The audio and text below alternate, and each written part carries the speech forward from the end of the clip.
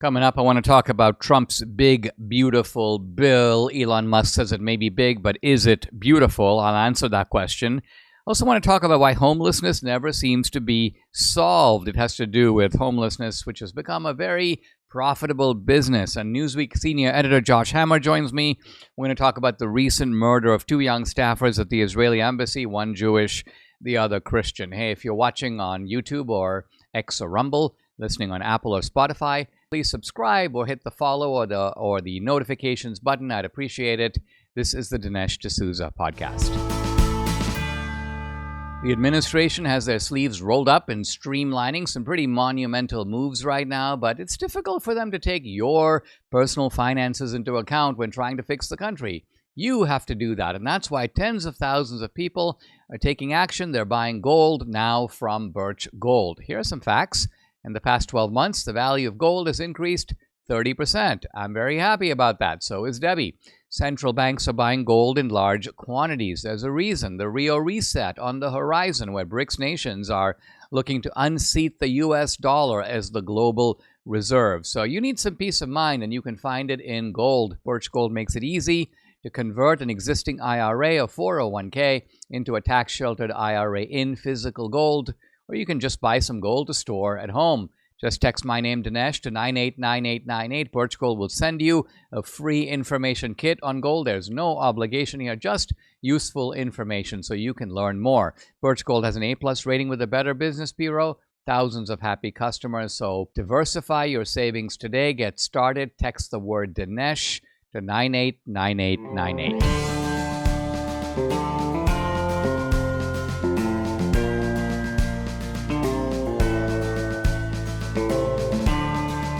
America needs this voice. The times are crazy. In a time of confusion, division, and lies, we need a brave voice of reason, understanding, and truth. This is the Dinesh D'Souza podcast. You know, it's kind of funny. Debbie and I were in California over the weekend. I was giving a talk in the Anaheim area, sort of a few miles from Disneyland. This was an organization called YPO, Young Presidents Organization. It's a very kind of chic and elite group of young people, well, young meaning under 50, by and large people who run their own companies that take in, a minimum of 10, 20, $30 million a year. So this is a kind of successful group, but we made a weekend of it. We had a lot of fun. We made the drive up from our old stomping ground in San Diego, and I mentioned this for a couple of reasons. Well, the first reason, somewhat on the amusing side, is I picked up the shirt that I'm wearing right now. It's called a cricket shirt, not cricket like the game, but CRIQUET, cricket, and I thought it looked cool. But when I put it on this morning, I'm like, Debbie, this shirt is extremely odd because if you look carefully, it is like an in-between of a button-down shirt and a polo shirt. In other words, a polo shirt has one or two buttons at the top, and you kind of pull it over you.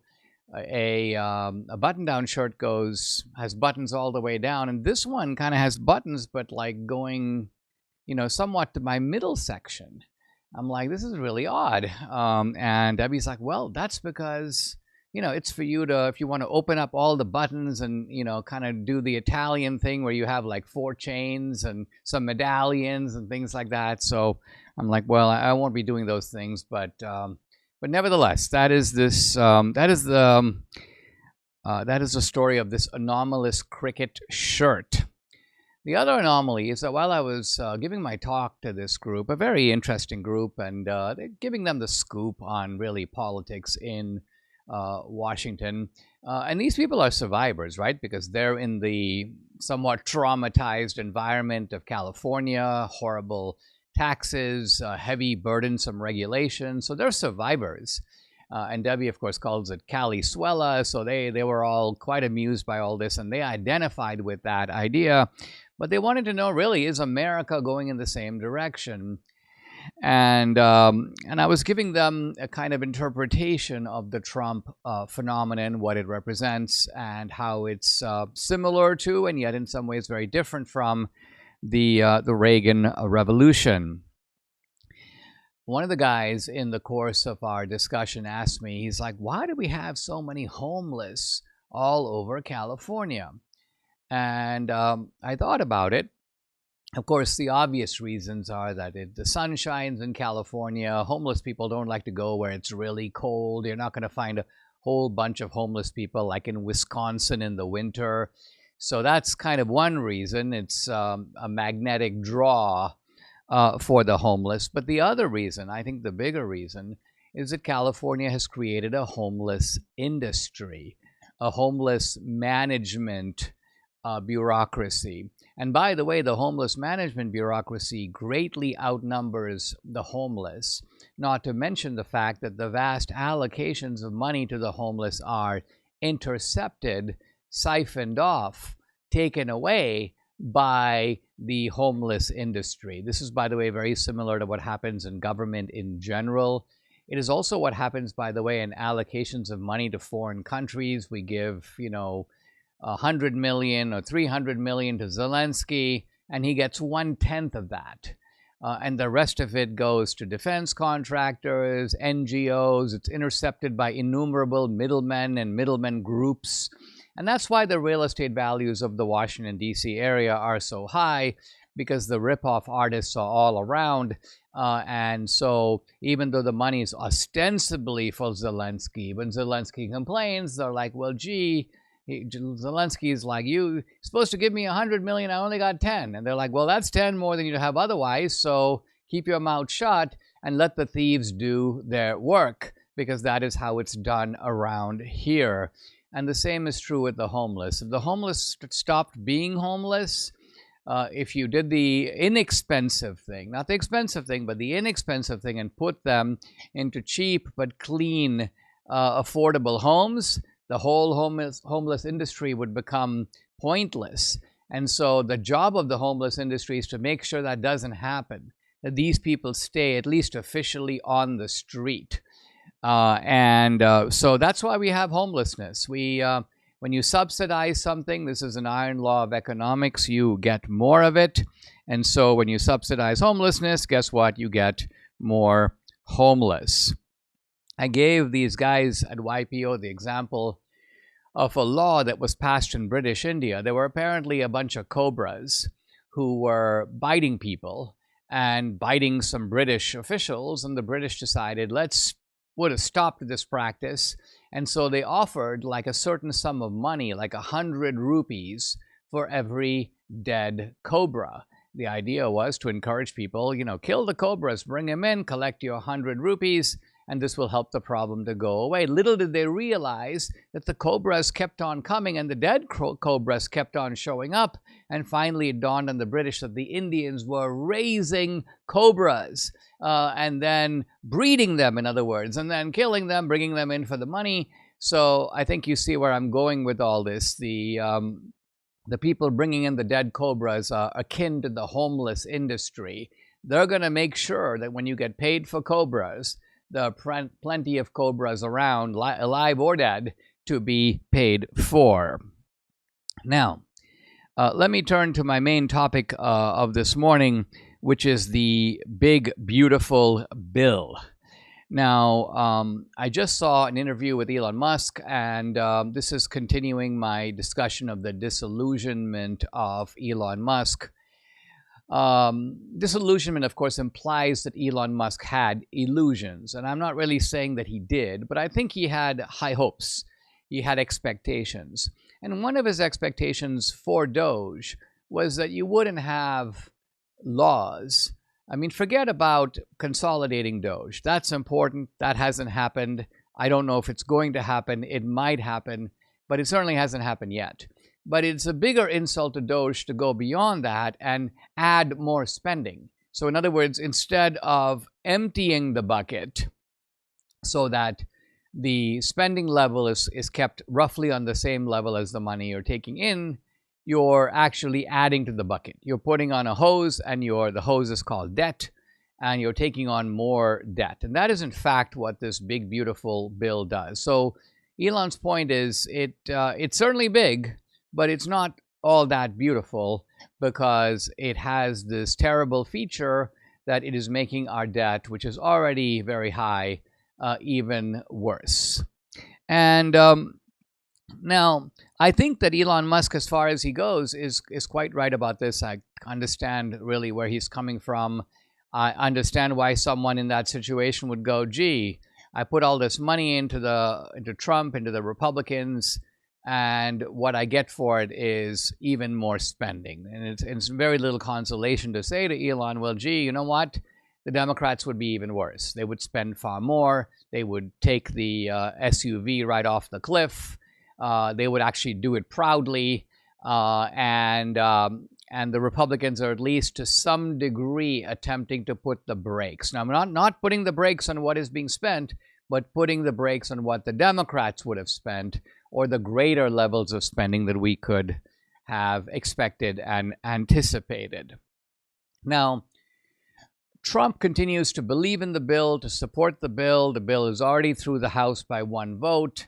It is now in the Senate. I predict that there will be some back and forth, but it will in fact pass. And that will count politically as a big success for Trump, because with narrow majorities in the House and the Senate, he will have gotten it done. He will have gotten it through. He will have taken the notoriously contentious and not very well organized Republicans and delivered a piece of important legislation that will have gone through both houses of Congress and will be ready on his table to be signed. But at the same time, what would the Trump people say about all this bad stuff in the bill?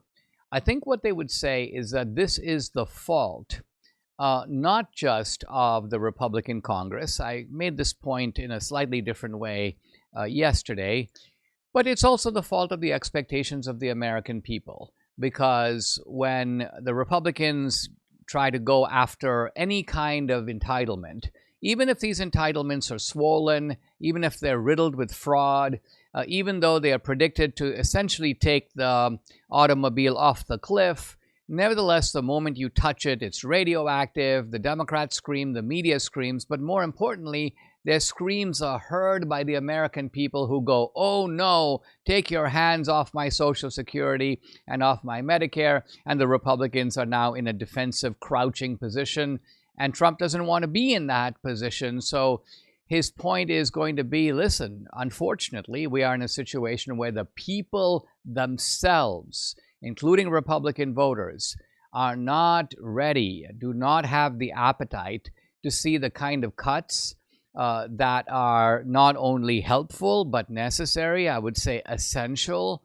And so what do? And the Trump answer is, well, let's do an end run around this. And that means let's look at 6 different ways in which we can generate revenue and try to make up for the deficiencies of this bill. So let's try, by and large, to ignite the engine of economic growth. How do we do that? First of all, we get a lot of foreign entities and companies to invest a lot in America. Then we get rich people from all over the world to buy their, quote, gold card and bring money into America. Then we convince American businesses like Apple to stay in America, to make their products in America. Then we offer tax incentives, which is the next big idea of Trump. It was tried in 2017. It worked. The idea is going to be to push that even further, to collect money from tariff revenues, which are revenues coming from people and entities abroad. So you put all of this together, and a final point, which I don't want to miss, is there are all these new technologies on the horizon. They fall into 2 big categories. The first one is artificial intelligence, and the second is robotics. So think of robotics as having mechanized objects doing pretty much all the tasks that we humans are accustomed to doing. And one way to do that is to have life-size robots. This is Elon Musk's big idea, and that is to have humanoid robots because humanoid robots are, well, human-sized, and we can direct them to do things that humans do, kind of in the human way, but without human flaws. So imagine a humanized robot, for example, doing surgery. It's not going to have the problem of the shaking hand that you sometimes worry about in the case of a surgeon or a doctor. The humanized robot avoids those kinds of human defects. And the other area, which I think is just as big, maybe even bigger, artificial intelligence, which is essentially now the ability to draw on the vast storehouse of human knowledge contained in software, contained online, contained in the internet, to be able to pull that knowledge, but not just pull that knowledge, but organize it, apply it, make sense of it, come up even with new projects, new ideas. And this is all the, quote, brain work that human beings have been doing for decades, if not centuries. And now it turns out that we can make machines that do it. This doesn't mean that the machines become, quote, intelligent. Machines are inanimate. They're not by themselves intelligent, but they do intelligent tasks that we program them to do. And they have the ability not only to synthesize vast amounts of information, not only to do calculations that human beings can't do, but also to, in some ways, generate originality, or at least to come up with new hypotheses, new projects. So I think the Trump expectation or program is to tap into all these different sources to compensate for the debt. Because think about it, if our economy grows faster than it's growing now, that's a bigger pie. And so that bigger pie allows you some room for some irresponsible spending. So there's no question the spending has reached irresponsible levels, but I think the Trump hope and the Trump scheme is, at least for now, not to take a kind of meat axe or a sledgehammer. By the way, all needed. I'm not using these terms in a derogatory way. I'm using these terms as, guess what? Some of this has to be dismantled. It has to be bulldozed. It has to be taken down. But it's clearly not going to be taken down now. And the strategy, I hope, of the workaround, I hope that strategy, in fact, is successful. Most of us think Medicare is something to deal with someday. That's kind of how I felt until recently. I'm 64 now, and the moment you hit that number, well, it begins. The junk mail, the robocalls, the TV ads with washed-up celebrities. None of it makes any sense, and the more I looked into it, the clearer it became. This whole Medicare system is meant to be confusing. Why? Because it lets big insurers profit from your uncertainty. In fact, the DOJ just filed a major lawsuit accusing some of the largest Medicare brokers of misleading seniors, steering them into plans that paid the highest kickbacks, not the best coverage. And this is why I turned to Chapter. Chapter is independent. The advisors walk you through every option, unbiased, pressure-free, and help you find the plan that's right for you, all at no cost. So if you're turning 65, or even if you're over 65, do what I did. Call Chapter, dial pound 250, and then say Dinesh. Don't let big insurance decide for you. Take control. Call Chapter today. That's pound 250, keyword Dinesh. There's been a national focus on eating only the healthiest foods. That's a good thing, and it's great news for Balance of Nature. These are fruits and veggies in a capsule. Balance of Nature's method of producing a vibrant nutritional supplement, it's second to none. Other supplements use chemicals, additives, but Balance of Nature is made solely from whole food ingredients. Now, other methods sacrifice nutritional quality for the sake of profits and volume. Balance of Nature's advanced vacuum cold process involves freeze-drying the fruits and veggies into a fine powder, helping to retain as much nutritional value as possible compared to other inferior methods, which cut corners at your expense. Balance of Nature packs a nutritional punch. That's the whole reason for taking it, getting the most nutrition for the sake of your health. Use my discount code AMERICA. You get 35% off plus free shipping and a money-back guarantee. Call 800-246-8751. That's 800-246-8751. Or go to balanceofnature.com. When you use discount code America, you get 35% off. You also get free shipping. Guys, I'm always happy to welcome back to the podcast our friend Josh Hammer, a senior editor of Newsweek. He also hosts the Josh Hammer Show. He's the author of a marvelous book, Israel and Civilization, The Fate of the Jewish Nation and the Destiny of the West. You can follow him on X at Josh_Hammer. Josh, thank you for joining me. I have not yet talked on the podcast about the horrific incident in Washington, D.C. involving two young people, a young man, Yaron Lashinsky, a young woman, Sarah Milgram, and they were just gunned down, assassinated on the street. Talk a little bit about who these people were and who was the perpetrator. Well, it's just an unspeakably horrible story.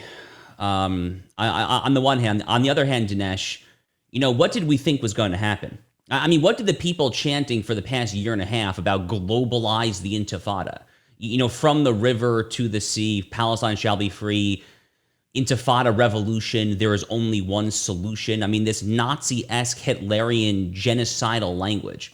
I mean, at some point, someone was going to actually pick up a gun and start killing people. In fact, these two young people killed in the prime of their lives. By the way, Dinesh, it's even more personally tragic. Yaron had just purchased an engagement ring for his girlfriend, Sarah. He was going to propose to her this week in Jerusalem, in the Holy City. So, I mean, just awful stuff. But look, only one person pulled the trigger. That's obviously true. But it has to be said, Dinesh, that this happened in a certain context. This happened in a certain milieu where Israelis, Jews, Christian Zionists, anyone who is pro-Jewish, pro-Israel, or a friend of the Jews, a friend of Israel, everyone has been otherized and dehumanized there. It has become common to the point of ubiquity. It's become politically acceptable to tar and feather Jews, to tar and feather supporters of the world's only Jewish state. And at some point, some radical pro-Palestinian, pro-Hamas, anarchist, Marxist freak, which is what the assassin Elias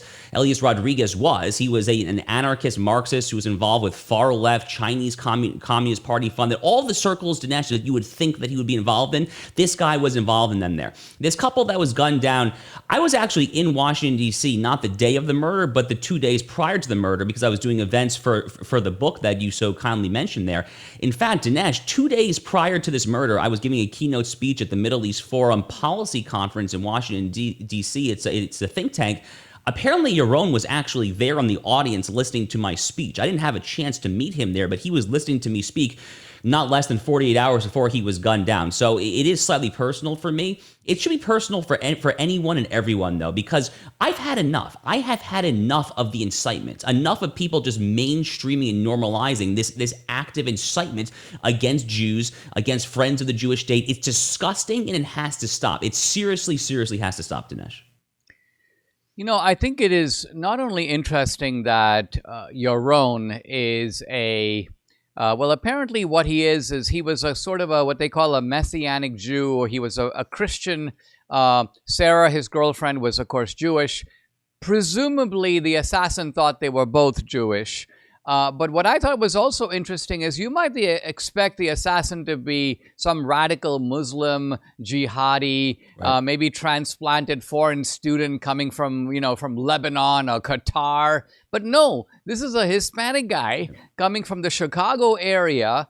And so his experience of all this is, it seems to be like theoretical or hypothetical, a sort of ideological identification that causes him to do this. And I think what you're saying is that ultimately these are people who are absorbing the propaganda of the left, which is that somehow this is a global revolution, this is a global cause, and terrorism is legitimized not simply against Israel directly, but all over the world.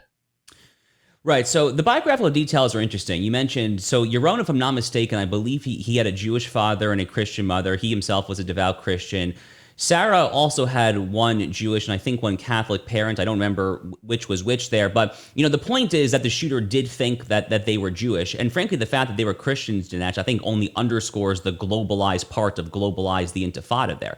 Because, again, they're coming after not just people who are visibly Jewish. I wear a kippah. I'm a religious Jew. I'm a visible Jew. They're coming out anyone who would drape themselves in the flag of Israel, who is willing to stand up and speak on behalf of U.S. relations, who is willing to stand up and speak on behalf of Jewish-Christian relations, on biblical ecumenicism, all these themes that I write about at great length in my book, Israel and Civilization there. I mean, all of us are the targets of these freaks. But to your point, this guy, Elias Rodriguez, you're right. I mean, this is not a guy who was wearing a keffiyeh named Muhammad from Algeria or Syria, whatever there.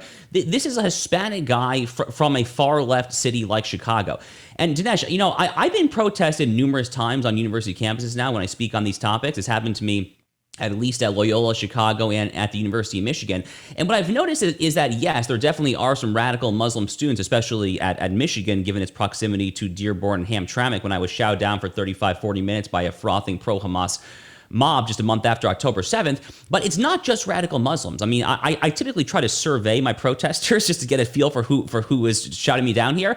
It's usually white people, black people, Hispanic people, because what's happened, Dinesh, is the I can't even call it the pro-Palestinian cause, the pro-jihadi cause, the pro-Hamas cause has become this new cause celebre on the American and the Western left, the same way that Black Lives Matter was a few years ago, the same way that the Women's March was before that, the same way that the same-sex marriage fight was before that. They find a new issue every few years. And for the past couple of years, at least since October 7th, the pro-Hamas, pro-jihad cause has been the tip of the spear of campus activist leftism. And this assassin, Elias Rodriguez, is a perfect specimen to come out of that milieu. I remember, Josh, something that the Columbia Palestinian radical professor Edward Said said, and this is a whole generation ago. And it's in one of his books where he goes, we are trying as Palestinians to make Israel look like the bad guy, the colonizer. But he goes, it's really difficult to do. I think Said realized at some level that the Jews, even if scattered to the ends of the earth, were in fact originally in Jerusalem. So they do have a claim to the land. Even if you want to argue about it, you can't deny the Jews were there. The second point, he said, is that in the sort of rhetoric of victimization, Jews themselves are historical victims. Look at pogroms, antisemitism, the Holocaust. So he goes, we Palestinians are kind of in an awkward position to claim the victim card because the Jews themselves have been historical victims. So I wanted to ask you, how is it the case that a generation later that somehow the left has dropped the whole idea of Jews as victims completely, seemingly moved away from the history of anti-Semitism and the Holocaust, and now basically treats the Palestinians as being the sole victims in this situation? Well, it is remarkable, isn't it, that the world's most historically oppressed people, I mean, anti-Semitism, Jew hatred, whatever you want to call it, I mean, it is both the world's oldest and the world's most lethal form of bigotry. I mean, the first instance of anti-Semitism, Dinesh, I would argue, is probably Pharaoh oppressing Moses and the Israelites. I mean, anti-Semitism goes back a very, very, very long time. So how anyone could possibly conclude that the world's most historically discriminated and oppressed group of people, this tiny nation that, unlike any of the other nations that existed when this nation was formed, still exists today. By the way, that mere fact alone served as proof of God's existence for men like Alexander Hamilton, Benjamin Disraeli, many other contemporary or over the past few hundred years statesmen there. The fact how the Jews could possibly become an oppressor in this neo-Marxist woke dichotomy continues really to make the mind reel. And I think that most of it is done from a deliberate sleight of hand, whereby they just conflate Jews with white people. And it's part of this information operation, a disinformation operation, you might say, where they essentially just say that any Jew, especially Ashkenazi Jews like myself from Central Eastern European origin, are simply indistinguishable from notorious white people. And therefore, like white people, we are colonizers, we are occupiers. There are more problems with this narrative than one could possibly count. But just to kind of make it personal and biographical for a second, Dinesh, My wife is a Sephardic Jew. She's Israeli from Iraqi, Moroccan, Tunisian background. Her skin is significantly darker than mine. In fact, when she and I were vacationing once in Mexico for a friend's wedding a few years ago, we were at a resort, and the waiter at this Mexican resort started speaking to her in Spanish because he actually thought that she was Mexican there. Similarly, when we were in Cairo, Egypt, actually, someone tried to speak to her in Arabic. So, I mean, this notion that all Jews, look like Jerry Seinfeld and Larry David or something, it's part of this narrative. It's blatantly untrue. In fact, Sephardic and Mizrahi Jews from North Africa, the Middle East, and so forth, are actually a much higher percentage of the Jews of Israel than Ashkenazi Jews like myself. So none of this makes sense. It's all blatantly dishonest and disingenuous. But Dinesh, if there's one thing that we know about the left, it is that they relish in disingenuousness and dishonesty. The other fact that they seem to suppress is the colonizing force of Islam, right? I mean, Islam begins in the Arabian desert. It begins really in Medina, where after Muhammad gets expelled from Mecca. But within a century or so, under the subsequent caliphs Umar and so on, the Muslims now take the Holy Land. They take places like Syria, Jordan, Jerusalem, all of which at that time was Christian country. Then Islamic armies push north into Europe, they push east into Asia, they conquer parts of India, they take all of North Africa. Ultimately, they're at the gates of Vienna. This is a massive Islamic colonial enterprise, and it was guided by something like 5 separate Islamic regimes, from the Abbasid to the Umayyad dynasties, later on the Ottomans, the Mamluk sultans in Egypt, the Mughals in India. All of this is very carefully set to the side because it removes the idea of the helpless Muslim sheep herder who is somehow being displaced by some sort of a marauding Jew. Well, even Saudi Arabia, which has become a close U.S. ally, and the current government under Mohammed bin Salman is very different than the Saudi Arabia that produced the 9/11 hijackers, but even Saudi Arabia to this day has the sword in its flag. I mean, the sword is kind of inherent in Islam. It is a religion founded upon the sword. Anyone who's even vaguely familiar with Muhammad, let alone the broader history that you just quite articulately laid out there, anyone who has any familiarity with Islam could tell you that this is a religion that is not necessarily at its core oriented towards peace. It definitely can be. There are obviously any number of peaceful Muslims, but it is not a religion that is inherently oriented toward peace like various other religions of the world are. I mean, how about the Crusades? I mean, how we just totally forgot about the Crusades 1,000 years ago? How about as Americans, how about the First and Second Barbary Wars? After America achieved independence from Britain prior to the War of 1812, essentially the rematch with the British, we fought 2 separate wars against the nomadic Barbary pirates off the coast of Tripoli and Algeria and Libya. I mean, how about the U.S. Marines fighting him to this day, to the shores of Tripoli? That is a reference to the Barbary Wars. Heck, that's actually really why Thomas Jefferson expanded the United States Navy, was in order to fight these radical Muslim pirates that were wreaking havoc upon American sailors at sea there. So Islam has been, in one form or another, at a broader state of war with the West for a very, very long time. One could argue, frankly, since its incipient, since its origins there, the Jewish state of Israel, and in many ways the Jewish people, or frankly those who the assassins even think are the Jewish people, like Yaron and Sarah last week, they are merely the tips of the spear of this broader civilizational assault. Do you think, as we close out here, Josh, that the Trump administration's campaign, which appears to be a fairly aggressive one, of targeting the entrenched anti-Semitism on the campus, the apparent approval of this anti-Semitism by faculty committees, by administrative structures, sort of basically the strategy that the Trump people are using against Harvard, for example, but is eminently deployable against other universities. Is this the right way to go, and what else should be done? Well, I totally applaud the administration's efforts against Harvard. I think it is 2 thumbs up, 3 cheers. I'm all for it. I think it's righteous. I frankly, more generally, Dinesh, as a public policy matter, I think that U.S. taxpayers should not be sending a penny of support to institutions like Harvard. So anti-Semitism or not, these institutions have not shown themselves to ultimately conduce to the common good, which is the implicit reason that we purportedly subsidize them in the first place there. But yes, I think that it is past time for the United States to have a top-to-bottom reassessment as to how we handle anti-Semitism in this country. Donald Trump is leading by example. Leo Terrell is heading the anti-Semitism task force along with Harmeet Dillon in the Civil Rights Division of the DOJ. They're doing an exceptional job. I know that Leo is very passionate about this issue there. The Department of Education crusade against higher ed is going very, very well right now.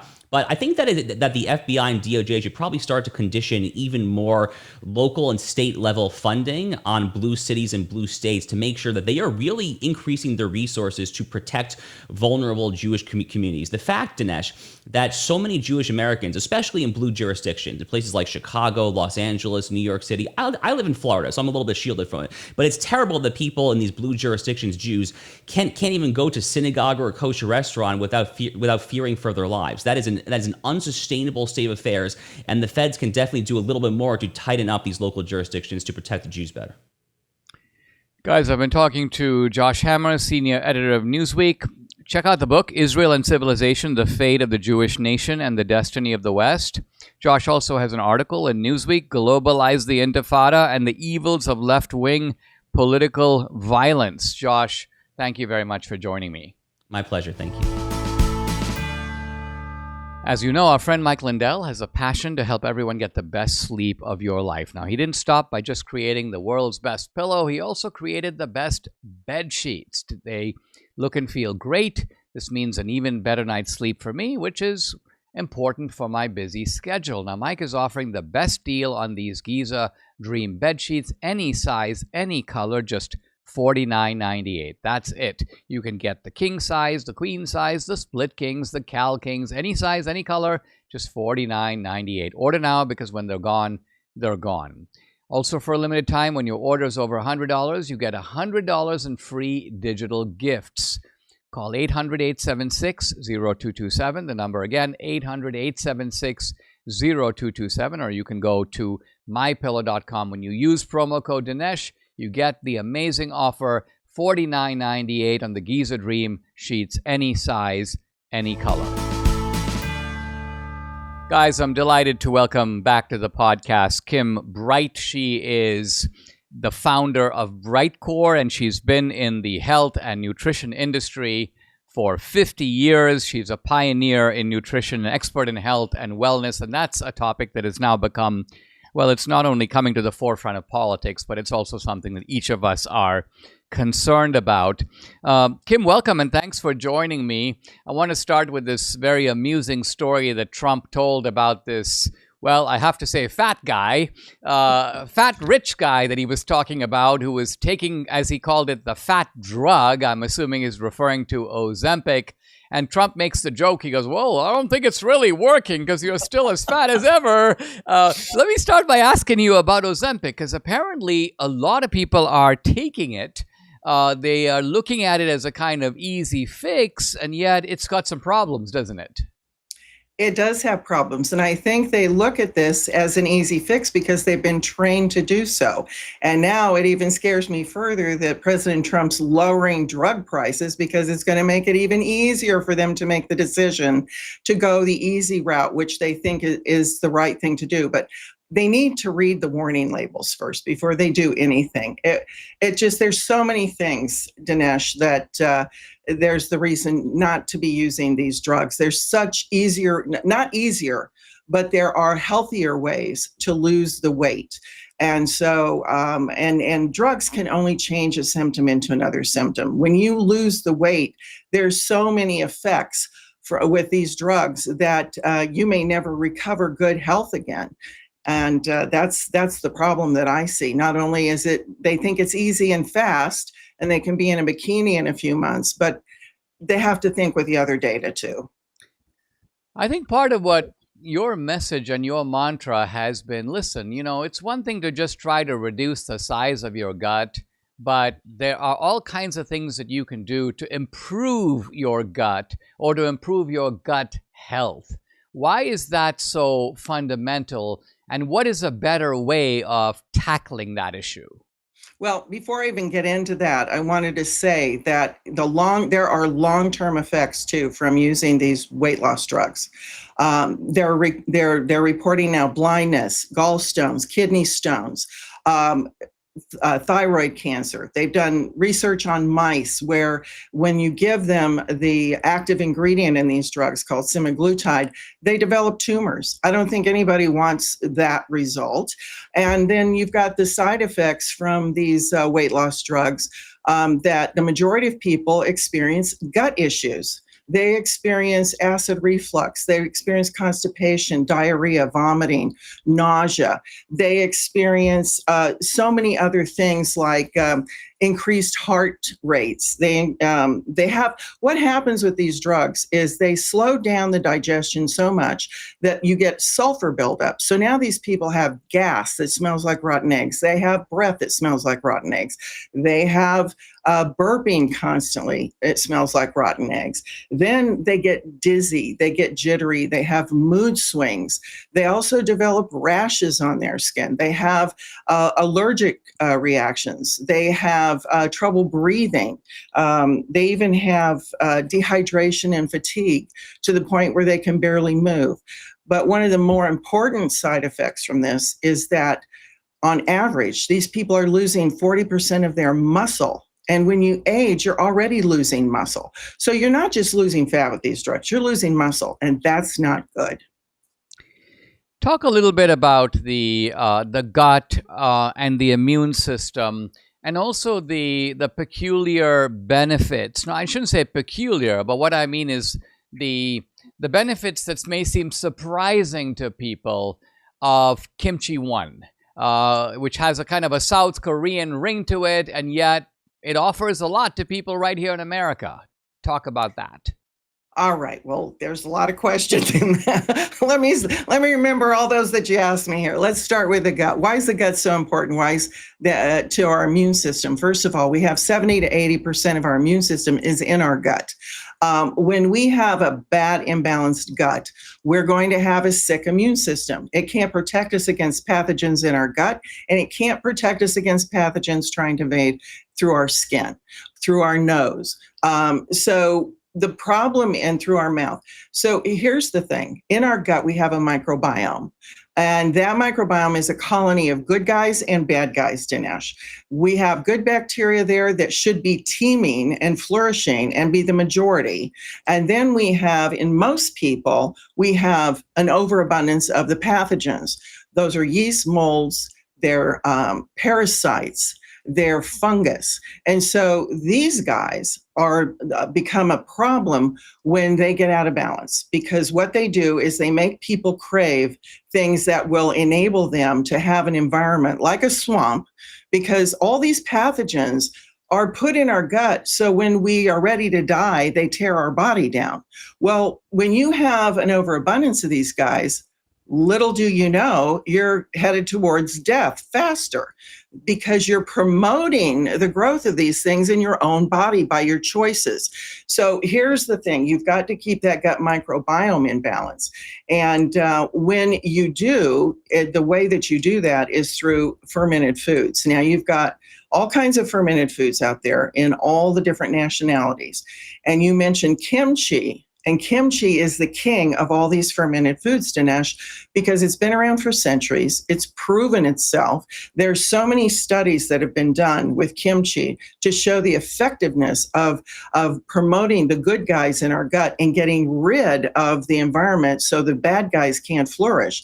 And so what we decided to do at Brightcore is take that kimchi, that fermented food that people eat every single day in Korea, sometimes at every meal, and put it in a capsule so Americans will have the benefits of helping their good bacteria flourish and help get rid of the bad bacteria in their gut.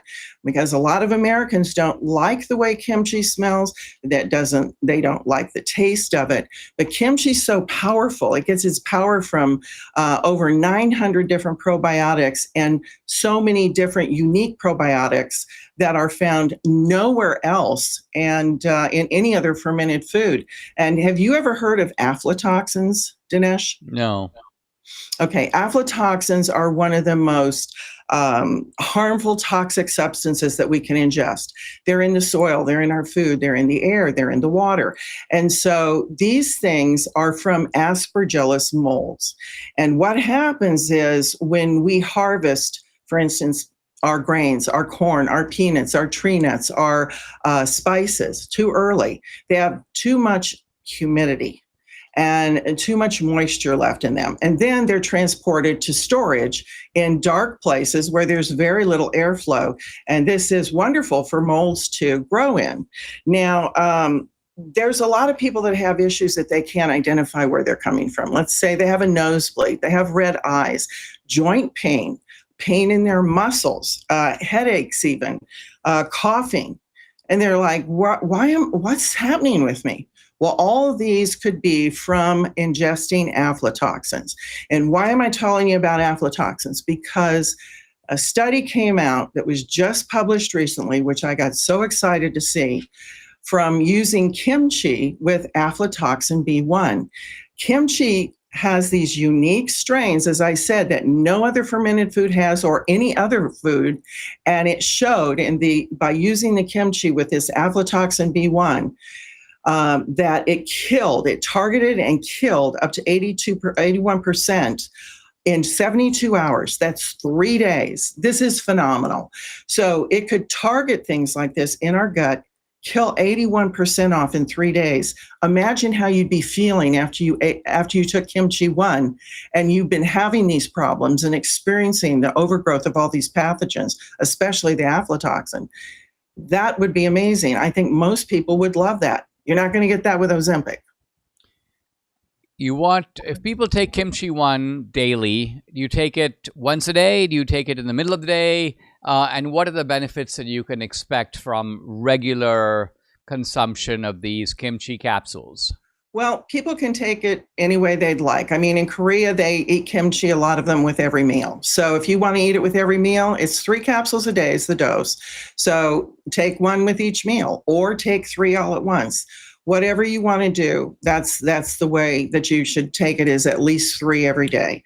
The first thing you're going to notice is improved digestion and regularity. That's what people notice right away. People that have had problems with constipation, it's like very quick to be handled. They notice that their fatigue is gone. They have a lot of energy because it's getting rid of the bad guys, and it's doing it quite well and quite fast. They're going to have less sickness. Again, they're putting a good balance of bacteria back in there and getting rid of the bad guys.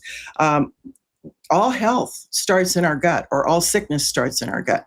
We have a gut-brain axis. We have a gut-skin axis. We have a gut-hormone axis, a gut-heart axis. So it affects all the different tissues and cells and organs in our body. And this is great for people that have heart problems or have diabetes or have liver issues. There's so many things that our gut affects everything. So kimchi 1 can help with all these things. And even your hair and your skin are going to show up better once you start using kimchi 1. People get so many compliments. They call and say, I want some of this stuff, because they notice people's skin is improved. And again, skin's directly showing outwardly what's going on in our gut. And they get rid of their brain fog, and they want to feel better with their brain health. So it really does show up in these ways with people. Kim, I really like having these conversations because not only are you an encyclopedia of information, but as we get to the end, you normally have a great offer to unload on my viewers and listeners so that they go, okay, I'm convinced, I want to go ahead, but I want a good deal. So give us a good deal that my listeners and viewers can jump on to take advantage of all these health benefits that you've been outlining. Well, let's unload all the bad toxins out of your body. Let's unload our gut. Let's unload the gas. Let's unload the constipation. That's right. Let's unload the brain fog. So yeah, let's give you a good deal, Dinesh. All right, let's see what we got here. Go to mybrightcore.com/Dinesh. Again, that's mybrightcore.com Dinesh. You'll get 25% off with the code Dinesh. Or I would prefer that they call in, because Dinesh, I like people to call in so we can talk to them. We can make sure this is for them, answer any questions they have. So call 888-927-5980. And we're going to give you up to 50% off your order and include free shipping. And if you're one of the first 100 callers, we're going to include a free bottle of vitamin D3, which is invaluable to most people's health. Most people do not get enough vitamin D3. So call us at 888-927-5980 to get up to 50% off on your order, free shipping, and be one of the first 100 callers for that free bottle of vitamin D3. And let's unload the toxins out of your body. Agreed. Guys, spring into action. Call the number 888-927-5980. Kim Bright, thank you very much for joining me. Thank you, Dinesh. Have a beautiful day. Subscribe to the Dinesh D'Souza podcast on Apple, Google, and Spotify, or watch on Rumble, YouTube, and salemnow.com.